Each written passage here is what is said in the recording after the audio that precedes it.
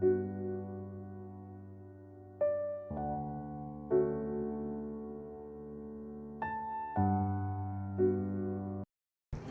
Guys, मैं श्वेता। स्वागत है आपका मेरे चैनल पे। आज मैं बनाने जा रही हूँ अमृतसरी आलू कुलचे। इसके लिए हमने एक बड़ा सा बाउल लिया है और 1 कप के करीब मैं इसमें दूध ले रही हूँ और 1 चम्मच मैं इसमें चीनी डालूँगी और 1 चम्मच ही मैं इसमें ईस्ट भी डाल रही हूँ और इसे अच्छे से मिक्स कर लेना है। तो इस तरह से हम इसे मिक्स कर लेंगे। मिक्स करने के बाद मैं इसे 10 मिनट के लिए ढक के रेस्ट करने के लिए रख दूंगी। और अब देखिए, मैंने 4 आलू को पहले से बॉयल कर लिया था, तो इस आलू को हमें अच्छे से मैश कर लेना है। तो आप चाहे तो इसे मैशर की सहायता से भी मैश कर सकते हैं। तो इसे अच्छे से हमने देखिए इसे फोर्क की सहायता से मैश कर लिया है। तो मैंने कुछ धनिया का पत्ता पहले से ही काट के रख लिया था, तो उसे इसमें हम डाल लेंगे और साथ ही इसमें हम नमक डालेंगे जो अपने टेस्ट के अनुसार होगा। तो मैं इसमें नमक डाल रही हूँ और अब मैं थोड़ा सा इसमें गरम मसाला डाल रही हूँ जो ½ टीस्पून से भी कम है। और ये रेड चिली है, ये भी ½ टीस्पून है और चाट मसाला है, ये भी ½ टीस्पून है। इसे अच्छे से हमें इसमें मिक्स कर लेना है। तो जब हम मिक्स करेंगे ना, तो आलू की जो बीच बीच में गुठलियाँ होंगी उसे भी अच्छे से हमें इसमें तोड़ लेना है। तो देखिए, इस तरह से हमने इसे अच्छे से मिक्स कर लिया है। तो चलिए अब देखते हैं कि हमने जो दूध में इस डाल के रखा था वो खमीर उसका हुआ कि नहीं। तो देखिए, इस तरह से इसमें बबल आ गए हैं। तो अब मैं इसमें मैदा मिक्स करूँगी। तो जो मैदा ले रही हूँ मैं, ये 150 ग्राम के करीब मैदा है ये।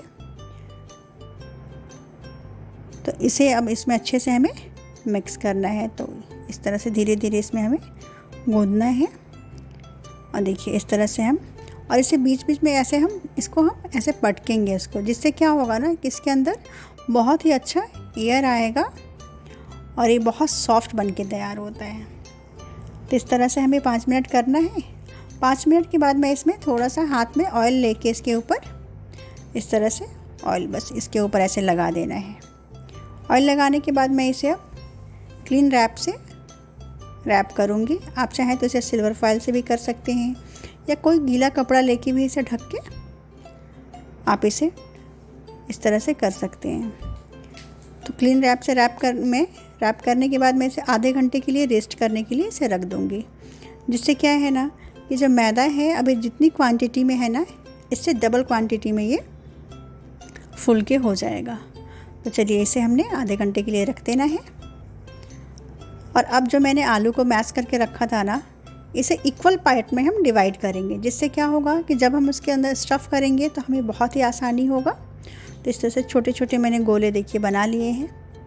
तो आपको जितने भी कुलचे बनाने हो उतने ही आप गोले इसके आलू के बना लें। तो देखिए, मुझे बस इतने ही गोले चाहिए हैं। तो मैंने इस तरह से आलू के गोले बना लिए हैं। और अब मैं जो हमने रखा था, देखिए आधे घंटे के बाद हमारा मैदा किस तरह से फूल गया है। तो देखिए, बिल्कुल डबल हो गया है ये। तो एक बार मैं फिर जैसे पहले वापस मैंने इसको पटक के किया था ना, पटक के, वैसे फिर से एक बार वापस मैं इसके 2-3 बार ऐसे पटक लेती हूँ, इसके अंदर से ये फिर वापस इस तरह से देखिए। और अब मैं इसे फिर एक फ्लैट सरफेस पे निकाल लेती हूँ।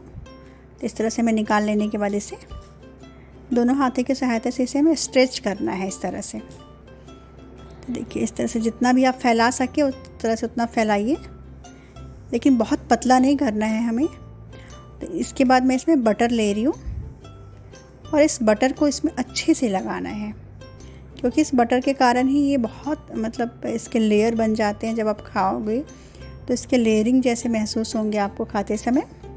तो इस तरह से हमें अच्छे से बटर लगाना है। बटर लगाने के बाद मैं इसे फ़ोल्ड करूँगी, हाफ़ फोल्ड एक साइड से, और उसी तरह से दूसरे साइड से भी हमें इसे फ़ोल्ड कर देना है। तो इस तरह से देखिए, हम इसे फ़ोल्ड करके वापस से फिर स्ट्रेच कर रहे हैं। तो ऐसे स्ट्रेच करके इसे फैलाना है। और जब फिर मैं इसमें दोबारा से फिर इसमें बटर लगाऊंगी। तो देखिए, इस तरह से स्ट्रेच करने के बाद फिर हम इसमें थोड़ा सा बटर लगाएंगे। तो इस तरह से बटर लगाने के बाद अब जैसे हमने पहली बार में इसको फ़ोल्ड किया था ना, इस बार भी हमें इसे ऐसे ही फ़ोल्ड करना है। तो पहले हाफ़ फ़ोल्ड किया, फिर दूसरे साइड से भी हाफ़ फ़ोल्ड करके इस तरह से हम इसे सील कर देंगे जैसे। और फिर हम इसे इस तरह से गोल करके इसको हम फ़ोल्ड कर देना है और इसे हम करीब 15 मिनट के लिए ऐसे ही किसी बर्तन में रख के छोड़ देंगे। आप चाहे तो इसको इस पे भी ऐसे रख सकते हैं। मैंने इस बाउल में ऐसे इसको रख के ढक के इसे हम 15 मिनट के लिए रहने देंगे। तो देखिए 15 मिनट के बाद मैं इसे वापस फिर निकाल रही हूँ। वापस निकालने के बाद हम इसे ना इक्वल पार्ट में डिवाइड करेंगे। तो हमने 6 आलू के गोले बनाए हुए थे, इसलिए हम इसे 6 पार्ट में इसे हम डिवाइड कर देंगे। और इस तरह से देखिए हमने 6 पार्ट में इसको डिवाइड कर लिया है। और डिवाइड करने के बाद अब जब हम इसको बेलेंगे तो पहले हम मैदे का डस्ट ले लेंगे। तो इस तरह से हम इसे अच्छे से मैदे को इसके ऊपर हम फैला देंगे।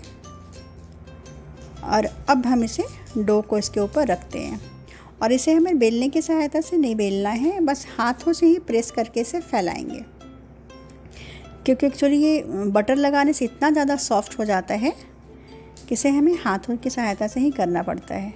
और बीच में देखिए हमने जो आलू को बना के रखा था उसको उसके अंदर डाल के इस तरह से हमें इसे बंद कर लेना है। हल्के हाथों से इस तरह से हम इसे बंद कर लेंगे। और बंद करने के बाद वापस से फिर हम इस तरह से इसे धीरे धीरे धीरे धीरे स्ट्रेच करके इसे हमें फैलाना है। तो देखिए इस तरह से हम इसे फैला लेंगे धीरे धीरे। और फैलाने के बाद अब मैं इसमें थोड़ा सा और डस्ट डाल रही हूँ, जिससे क्या होगा कि हमने जो दूसरा बनाना है उसे भी ऐसे फैला लेंगे। और मैंने इसके ऊपर जो है ना इस तरह से पानी लगा के इसको हमने चिपका लिया है। और ऊपर भी मैंने धनिया पत्ता और कलौंजी को भी इसके ऊपर चिपकाया हुआ है। और देखिए ऐसे इस तरह से हम धीरे धीरे फैला रहे हैं जिससे तवे पे अच्छे से ये चिपक जाए, क्योंकि हमने उस साइड में इसमें पानी लगाया हुआ है। और हमने गैस के फ्लेम को अभी मीडियम पे रखा है। और देखिए मीडियम पे रख, अब मैं इसे डायरेक्ट आंच पे ऐसे सेक रही हूँ। तो कुछ देर तक हमें इसे ऐसे ही सेकना है, जिससे क्या है ये कि इस साइड भी अच्छे से ये सिक जाए। तो देखिए हमारा बिल्कुल ये कुलचे सेक के तैयार है। तो अब मैं आपको इस तरह से दूसरी साइड भी दिखाती हूँ कि देखिए दूसरी साइड हमारे कुलचे किस तरह से सिक के तैयार है। तो ये देखिए दूसरी साइड भी हमारे कुलचा बिल्कुल भी सिक गया है। तो अब हम इसे प्लेट में निकाल लेते हैं और इसके ऊपर आप बटर लगा लीजिए। इसी तरह आप जितने भी आपने बनाए हैं मैदे को स्टफ़ करके सारे कुलचे को तैयार कर लीजिए। तो दोनों तरफ हमें अच्छे से बटर इसमें लगा लेना है। तो इस तरह हम सारे कुलचे को बना लेंगे। देखिए हमारा कुलचा बनके तैयार है। तो अगर आपको मेरी अमृतसरी कुलचे की रेसिपी अच्छी लगी हो तो प्लीज़ आप इसे लाइक शेयर और सब्सक्राइब करें।